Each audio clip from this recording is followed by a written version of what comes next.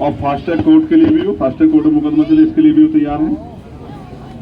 और जहां आपके खिंदोड़ा में बाग है उसके लिए वो सुरक्षा कह रहे हैं हमने वहां लगा रखी है दोनों बागों में, और मैंने आपकी सुरक्षा की मांग की है, उसके लिए भी वो तैयार है।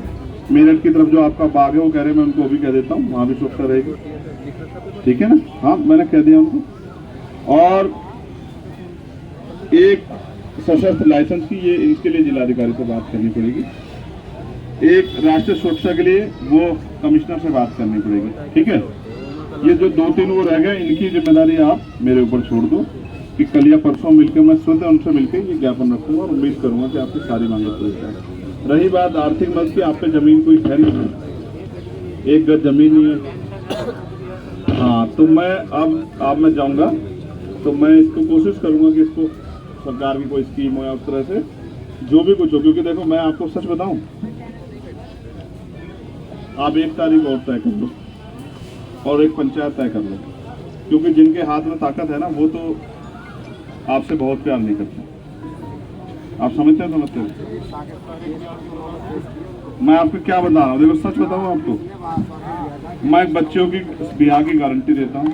जब बच्चों का ब्याह करोगे आप एक बार बता देना, जब आप करोगे, पूरी जिंदगी के वचन देख कह रहा हूँ भाई होने के नाते, जब भी आप करोगे आप बस एक बार बता देना कि भाई ये मैं गारंटी देता हूँ कि आपको 1 पैसा लगना नहीं। भाई रुक जाइए, मत करो, मैं इसके खिलाफ, ये मत करो, मैं आपको वचन देख कहता हूँ, ठीक है? ये तो मेरा परिवार है ना, वो नहीं है ना, वो भी बड़ा था ना,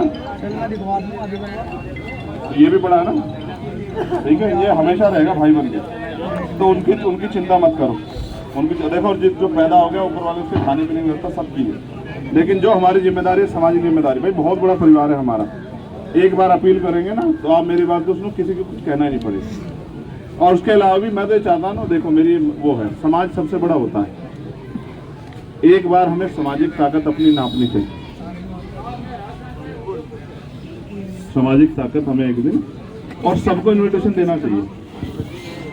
1 तारीख हम लोग तय कर लेते हैं, सब लोगों को बुला लेंगे, सब लोग, क्योंकि इस मामले को आखिरी मामला मत समझो यार, मेरी बात को याद रखना। मैं कान को इधर से पैर की तरफ से नहीं पकड़ता बात को, मैं कान की तरफ से पकड़ता हूँ। इसको आप आखिरी मामला मानो, इसको आखिरी मामला ना समझो, इसको आखिरी मामला मानो, ठीक है?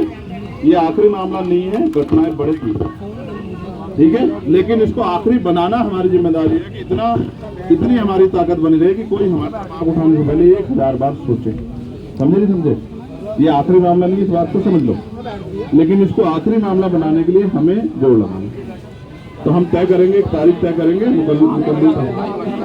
मसले नहीं करेंगे, ऐसा नहीं करेंगे, पंचायत में बैठ के तय करेंगे और फिर सबको सूचना देंगे। और एक बहुत बड़ी जिम्मेदार लोगों की हम उसको बुलाएंगे, और बहुत सारे हमारे साथी, आप देखना इतने साथी आएंगे कि ये धरती जो है ना अपने आप में जो है अपने आप को महसूस करेगी कि धरती को लोग आए।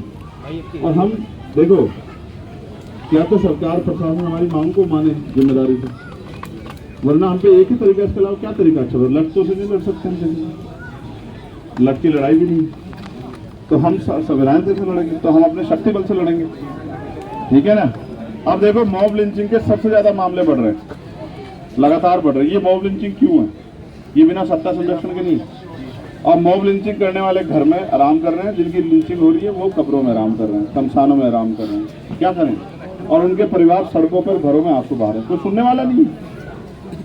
और अगर हम लोग कुछ कहते हैं तो मीडिया उसको इस तरह चलाता जैसे हमने पता नहीं, अगर हम हक की बात कहते हैं तो मीडिया इस तरह चलाता जैसे हमने किसी की जमीन छीन ली हो, जैसे हमने किसी को नुकसान पहुंचा दिया। ये बताओ कौन ऐसा होगा जो अपने लोगों को मरने के लिए छोड़ दे? उसका नाम बताओ मुझे। अगर वो छोड़ता है तो वो कैसे हो सकता है उनका अपना?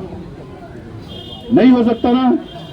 तो फिर यहाँ तो दलित, पिछड़े, मुसलमान, तमाम लोग रोज मर ही रहे हैं, किसी को तकलीफ ही नहीं हो रही।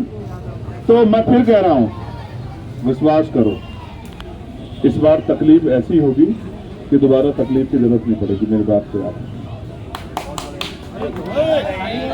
मैं चंद्रशेखर आजाद आपको ही नहीं, देश में रहने वाले हर गरीब, कमजोर, किसान, मजलूम को कह रहा हूं, जब तक मैं हूं और मेरे अंदर हिम्मत है मैं पूरी ताकत से लड़ता रहूंगा। अगर मुझे कुछ हो जाए तो फिर आप अपनी लड़ाई खुद लड़ना, क्योंकि देखो फिर कह रहा हूं यहाँ लड़ने वाले लोग नहीं है। हाँ आप देख लो, मगर मुझे हराने के लिए सत्ता पक्ष ने नहीं, विपक्ष ने भी एडी चोटी के जोड़ लगाए। ये पूछो निजाम भाई बैठे हैं, ये लेकिन इतनी दुआ, इतनी प्रार्थनाएं थी, इतनी माओ का आशीर्वाद था कि किसी पे नहीं रुके। और मेरे जैसे व्यक्ति से, इसलिए मेरे जैसे व्यक्ति राज्य में काम इसलिए डरते हैं लोग, क्योंकि अगर एक चंद्रशेखर खड़ा होगा तो आने वाले 10 साल में 1000 चंद्रशेखर खड़े होंगे। और जिस दिन 1000 चंद्रशेखर खड़े होंगे, कोई किसी गरीब की तरफ आंख उठा के देखा, मेरी बात को याद रखिए। कोई किसी की बच्ची को बेइज्जत नहीं कर, कोई बॉब लिंचिंग नहीं कर पाएगा, कोई किसी को सता नहीं पाएगा। इंसान बन जाएंगे सब लोग जब लड़ने वाले लोग होंगे। भाई हिम्मत रखो ना, ठीक है, हिम्मत रखो। ये लड़ाई अगर एक दिन में खत्म होती तो मैं आज ही खत्म करके चला जाता। ये लड़ाई कानूनी उसमें चली गई है, ये कोर्ट में चलेगी, तुम्हें हिम्मत रखनी पड़ेगी। और तुम्हारे सहारे के लिए हम लोग हैं, ये चौधरी निजाम बैठे हैं।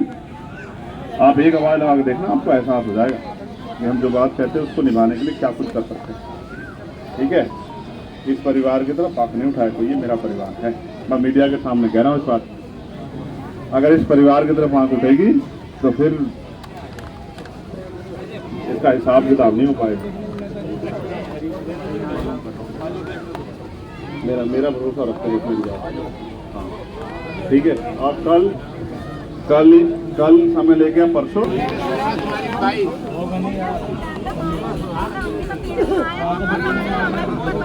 हाँ, इनकी भी समस्या सुन लो ना जब आए। नहीं एक ही समस्या। ओ भाई बैठ जा थोड़ी देर।